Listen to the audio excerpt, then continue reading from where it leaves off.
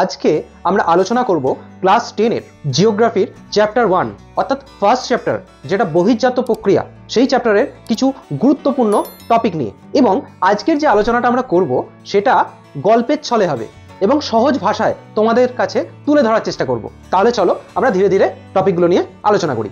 নমস্কার, আমি অভিষেক, তোমরা দেখছো জিওগ্রাফি @অভিষেক। তাহলে চলো শুরু করা যাক। প্রথম আজকে যে টপিকটা সেটা হচ্ছে বহির্জাত প্রক্রিয়া কি, বা বহির্জাত প্রক্রিয়া বলতে কি বোঝো। আচ্ছা, নামটা শুনেই তোমরা বুঝতে পারছো, বহির্জাত তার মানে বাইরের ঘটনা, অর্থাৎ ভূপৃষ্ঠের ওপরে যে সমস্ত বাহ্যিক শক্তিগুলো আছে, যেমন ধরো সূর্য, হিমবাহ, বায়ু, নদী, বৃষ্টিপাত, এই সমস্ত যে সমস্ত বাহ্যিক শক্তিগুলো আছে সেগুলো কি করছে, সেগুলো ভূমিরূপের যে ভাস্কর্য সেগুলোর পরিবর্তন ঘটাচ্ছে। অর্থাৎ কোথাও ধরো উঁচু ভূমিরূপ আছে, তাকে ক্ষয় করে নিচু করে দিচ্ছে, কোথাও ধরো নিচু ভূমিরূপ আছে, তাকে সঞ্চয় প্রক্রিয়ার মাধ্যমে ভরাট করছে। তো এইভাবে ভূপৃষ্ঠের ভাস্কর্যের পরিবর্তন ঘটাচ্ছে। এই পুরো প্রক্রিয়াটা কি বলা হচ্ছে, বহির্জাত প্রক্রিয়া। এর পরের টপিক হচ্ছে পর্যায়ন। পর্যায়ন কি? বিজ্ঞানী জি.কে. গিলবার্ট প্রথম গ্রেড কথাটি ব্যবহার করেছিলেন। পর্যায়নটা কি না, ধরো ভূপৃষ্ঠে কোথাও উঁচু পাহাড় রয়েছে, পর্বত রয়েছে, কোথাও নিচু অবনত জায়গা রয়েছে, তো সেই জায়গাগুলোতে কি করছে, পাহাড়ের অঞ্চলগুলো আস্তে আস্তে ক্ষয় হচ্ছে আর নিচু স্থানগুলো আস্তে আস্তে কি হচ্ছে, ভরাট হয়ে কি হচ্ছে, সমতল হচ্ছে বা সমতলীকরণ হচ্ছে। এই প্রক্রিয়াটা আসলে পর্যায়ন। এরপরে আমরা আলোচনা করব অবরোহণ নিয়ে। অবরোহণটা কি? ধরো ভূপৃষ্ঠে কোনো একটা উঁচু স্থান রয়েছে বা পর্বত রয়েছে, সেই পর্বতটা আস্তে আস্তে বাহ্যিক শক্তি দ্বারা ক্ষয় পাচ্ছে। বাহ্যিক শক্তি তো আমি আগেই বলেছি, বাহ্যিক শক্তি বলতে ধরো বৃষ্টিপাত হতে পারে, হিমবাহ জনিত ক্ষয় হতে পারে, তো এই বাহ্যিক বায়ু ক্ষয় হতে পারে। এই সমস্ত বাহ্যিক শক্তির ক্রিয়ার ফলে ধরো কোনো একটা উঁচু অংশ আস্তে আস্তে ক্ষয় পেয়ে বা ক্ষয়প্রাপ্ত হয়ে সেটা আস্তে আস্তে সমতলীকরণ হচ্ছে। এই প্রক্রিয়াটাকে বলা হচ্ছে কি, অবরোহণ। অবরোহণ অর্থাৎ ক্ষয়প্রাপ্ত হচ্ছে। ঠিক আছে, এরপরে যেটা আমরা আলোচনা করব সেটা হচ্ছে আরোহণ। আরোহণ প্রক্রিয়া কি?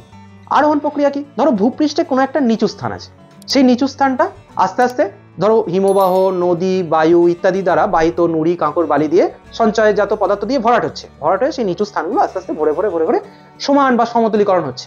এই প্রক্রিয়াটাকে বলা হচ্ছে আরোহণ প্রক্রিয়া। এইবার আমরা আলোচনা করব আবহাওয়া বিকার কি।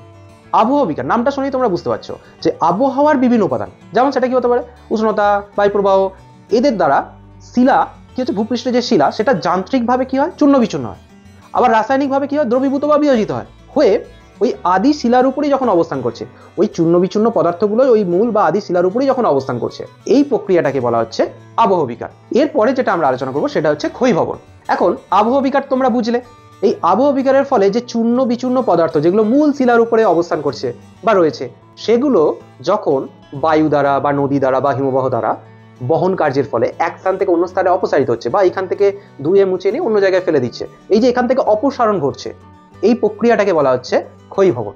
এরপরে আমরা যেটা আলোচনা করব সেটা হচ্ছে পুঞ্জিত ক্ষয়। আবহাওয়া বিকার তো আমরা আলোচনা করলাম। এই আবহাওয়া বিকারজাত পদার্থ, ধরো পর্বত আছে, সেই পর্বতের খাড়া ঢালে ওই আবহাওয়া বিকারজাত পদার্থগুলো শিলাগাত্রে রয়েছে বা শিলার গায়ে লেগে আছে। এইবার অভিকর্ষের টানে শিলাগাত্র থেকে ওই আবহাওয়া বিকারজাত চূর্ণ বিচূর্ণ পদার্থগুলো যখন নিচে গড়িয়ে পড়ছে, এই প্রক্রিয়াটাকে বলা হচ্ছে পুঞ্জিত ক্ষয়। তারপরে যে টপিকটা তোমাদের জানা দরকার সেটা হচ্ছে নগ্নিভবন কি।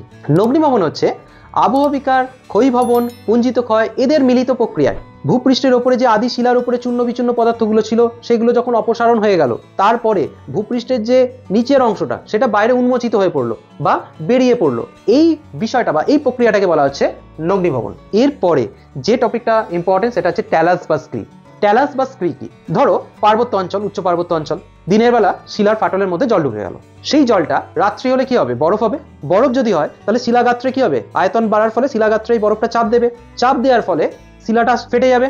এই কোণযুক্ত শিলাখণ্ডগুলো অভিকর্ষের টানে পাহাড়ের গায়ে বা পর্বতের পাদদেশে এসে সঞ্চিত হচ্ছে বা জমা হচ্ছে। এই বিষয়টা বা এই প্রক্রিয়াটাকে বলা হচ্ছে ট্যালাস বা স্ক্রি। ভিডিওটা যদি তোমাদের ভালো লেগে থাকে তাহলে ভিডিওটাকে লাইক করো, চ্যানেলটাকে সাবস্ক্রাইব করো আর পাশে থাকা বেল আইকনটাকে প্রেস করে দিও। কিন্তু যারা অলরেডি আমার এই চ্যানেলটাকে সাবস্ক্রাইব করেছো তাদেরকে আমার তরফ থেকে অসংখ্য অসংখ্য ধন্যবাদ। তাহলে দেখা হচ্ছে পরবর্তী নতুন এক ভিডিওতে। মাধ্যমিকের সাজেশনের জন্য ডান দিকের ভিডিওটি দেখো, উচ্চ মাধ্যমিকের সাজেশনের জন্য বাঁ দিকের ভিডিওটি দেখো।